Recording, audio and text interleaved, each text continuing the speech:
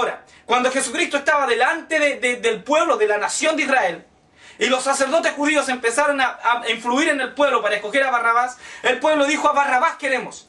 ¿Barrabás significa qué? El nombre Barrabás significa hijo del Padre. Barrabás es un falso hijo del Padre. Él no es el hijo del Padre, él no es el hijo del Dios Todopoderoso. Él es un falso hijo del Padre. Las naciones escogen al falso hijo del Padre. En nuestro tiempo, nosotros estamos viendo en nuestro tiempo, traspasando esta escritura en nuestro tiempo. Las naciones hoy día esperan ¿qué? Esperan un salvador de la economía, esperan un salvador de la drogadicción, esperan un salvador que saque a la gente de la pobreza, que saque al mundo del hambre, de la peste, de la destrucción, que pueda luchar en contra del sistema que se está viviendo, del recalentamiento global. Un hombre, el mundo entero espera un hombre, un superhombre que pueda salvarlos de la destrucción que viene, o de lo que ya se siente. Solamente el 31 de agosto de este año 2009 hubieron 4 terremotos en diferentes lugares. La palabra nos muestra que habrá pestes y hambres y terremotos en diferentes lugares. Eso está cumplido. Las pestes como el SIDA, las pestes como la gripe del pollo, las pestes como derramamientos de petróleo en diferentes lugares del mundo, terremotos, maremotos. En Asia, un maremoto que arrasó un pueblo entero, un huracán. Jamás había habido un huracán yendo a la zona de España y Turquía, y se metió un huracán hace 1 o 2 años atrás. Estamos viviendo ese tiempo, lo estamos viviendo. Pero ¿qué pasa? La iglesia espera a Jesucristo. El mundo espera un superhéroe que pueda resolverle los problemas, pero la iglesia espera ¿a quién? A Jesucristo, que se la va a llevar, la va a sacar, la va a levantar de aquí, de esta tierra, y se la va a llevar al cielo, se la va a llevar a la presencia misma del Padre. Esto es un hecho extraordinario, porque Elías fue levantado en un torbellino. La palabra nos dice claramente que iban Elías y Eliseo juntos, y un carro de fuego con caballos de fuego, está hablando de caballos, no es una nave espacial, con caballos de fuego, separó a los dos, a ambos, separó a Elías de Eliseo, y dice que Elías se fue al cielo en un torbellino, y Eliseo lo vio en un torbellino. Torbellino, la traducción de torbellino es un remolido de viento, un viento tempestuoso, un viento huracanado. Se lo llevó al cielo. La palabra nos dice en Enoc, por ejemplo, en el libro de Génesis, capítulo 5, Enoc, caminó Enoc con Dios. Enoc no era judío. Enoc es un tipo de la iglesia, él no era judío. La nación de Israel empezó con Abraham. Con Abraham empieza la nación de Israel. Abraham tiene Isaac, Isaac a Jacob, y Jacob engendra a sus 12 hijos, de los 12 hijos y una hija, pero los que son contados son los 12 hijos. De los 12 hijos nace la nación de Israel. Pero Enoc en el principio no era judío, él era un gentil, él no es contado como judío. Y él se fue a la presencia de Dios, dice, caminó Enoc con Dios, y se fue al cielo porque se lo llevó Dios. Lo tomó, lo traspuso Dios, no vio la muerte. Asimismo la iglesia. Vamos a Apocalipsis 3:10 por un momento. Apocalipsis 3:10. Te voy a explicar un poquito este pasaje. Dice así: en el nombre de nuestro Señor Jesucristo. Dice: por tanto has guardado la palabra de mi paciencia, yo también te guardaré de la hora de la prueba que ha de venir sobre el mundo entero para probar a los que moran sobre la tierra. Primero, las cartas a las 7 iglesias de Apocalipsis son 7 iglesias. Había muchas iglesias en Asia, pero el Señor hace una radiografía, toma 7. El número 7 es un número simbólico, ¿para qué? Un número simbólico que identifica plenitud. O sea, Cristo le está hablando de la plenitud de la iglesia en todos los tiempos y en todos los lugares. Aquí tomamos el pasaje del mensaje a la iglesia de Filadelfia, a una iglesia fiel, a una iglesia que trabajó y que se mantuvo en la presencia del Señor, que se mantuvo fiel al Señor. Y Dios le dice: yo también te guardaré, te guardaré. Esa palabra en griego identifica sacar. Porque Dios puede guardarte, Dios puede poner una coraza alrededor de todos los cristianos en el mundo para no ser tocados por las catástrofes, por los juicios que vendrán por el anticristo. Dios puede cubrirte, sí, Él es el Dios todopoderoso y lo puede hacer, perfecto. Pero la palabra ahí en griego implica que te va a sacar, literalmente te va a quitar, te va a sacar fuera de la hora de la prueba que ha de venir. ¿Sobre qué? ¿Sobre Asia? No, sobre el mundo entero. Está hablando de la gran tribulación.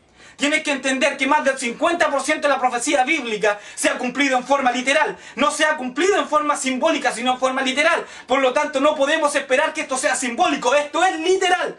El Señor Jesucristo vino y cumplió las más de 300 profecías que hablaban de Él en forma literal. Cuando Josué, en el libro de Josué, él ora a Dios para que se detenga el sol. La palabra que él usa implica que el sol parara de hacer su función. El hecho que el sol para de hacer su función significa porque la tierra se mueve en sus movimientos de rotación y de traslación por la fuerza de gravedad producida por el sol y el equilibrio de gravedad que produce la luna. Cuando él dice, en hebreo, cuando él dice que se detenga, que deje de hacer su función, por eso la tierra se quedó inmóvil. Se quedó más de 24 horas. La luz del día fue el día más largo de la historia. Es literal. Cuando Dios le dijo a la nación de Israel, los voy a dividir, los dividió, fue literal. En Ezequiel 37, míralo aquí, te lo voy a mostrar un momento. Vamos a ir de nuevo a Ezequiel 37.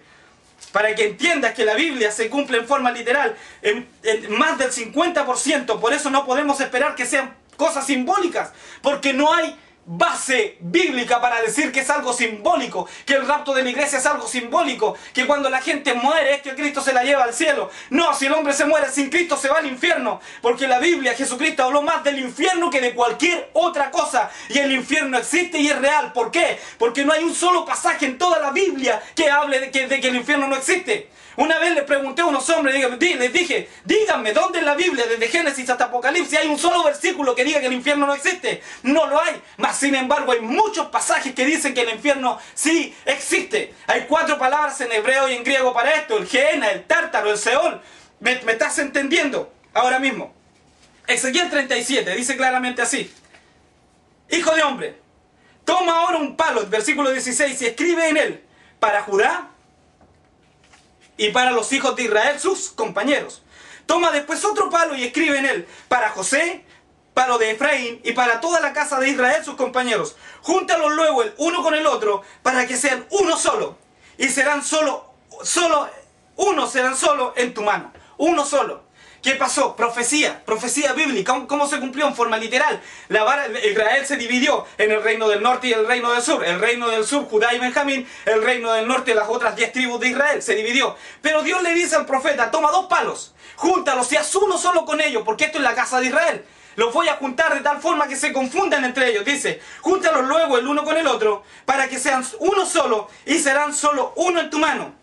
Y cuando te pregunten los hijos de tu pueblo diciendo, ¿no nos enseñarás qué te propones con esto? Diles, así ha dicho Jehová el Señor, he aquí, yo tomo el palo de José, que está en la mano de Efraín, y a las tribus de Israel, el reino del norte, sus compañeros, 10 tribus, y los pondré con el palo de Judá, y los haré solo un palo, y serán uno en mi mano. Israel hoy día es una sola nación. No hay eso de que yo soy de la tribu de Benjamín, yo soy de Judá, yo soy de Manasén, yo soy de Efraín. Dios sí están las 12 tribus ahí, porque hay un remanente que Dios ha guardado, sí están, pero ellos mismos no lo saben, se confundieron. La profecía se cumple nuevamente ¿en qué? En forma literal.